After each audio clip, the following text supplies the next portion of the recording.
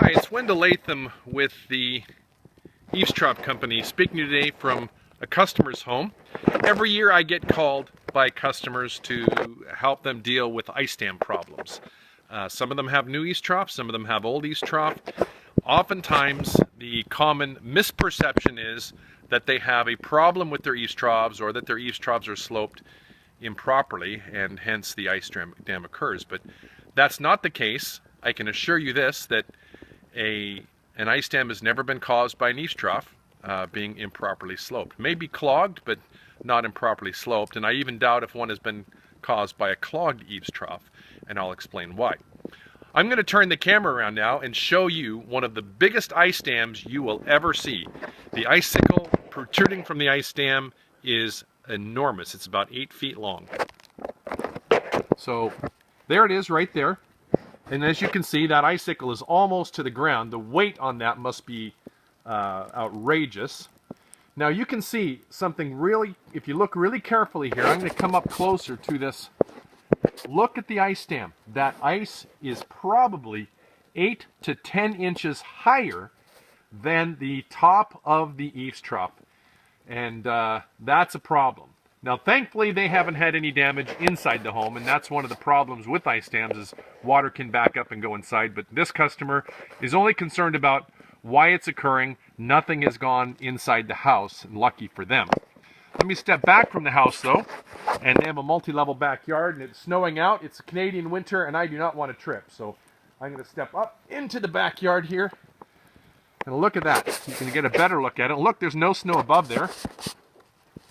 Now let me pan the house here. You can see there's very minor ice damming up top there. This is a story-and-a-half home. And there's actually on the other side of the house, there's very minor ice damming too. It's just on one side of the house. Look at the shed over here in the backyard. No ice dams, and there's a reason for that. Look at the garage over here. Now, although you may think that's an ice dam there, that is not an ice dam. That garage just traps a lot of snow. And the snow, that's just pure snow hanging over the top there because of the amount of it. But there's no ice dam on the garage. There's no ice dam on the shed. There's a reason for that, because there is no heat over the garage or inside the garage, and there's no heat in the shed. However, there is heat over here, and that's the problem with this house, that we have to figure out the issue. And I can almost guarantee you there is either an issue with ventilation inside the attic and the heat escapes and can't get out, or else the soffits are plugged and the heat is trapped in there. Because what happens is the heat will go out of the roof and melt it, and then you can see the lower level is still loaded with snow and ice. When it gets out over the outside edge of the house where there is no longer any heat, that ice or the water melting is actually refreezing, and that's what's causing the ice dam issues that they have on this house.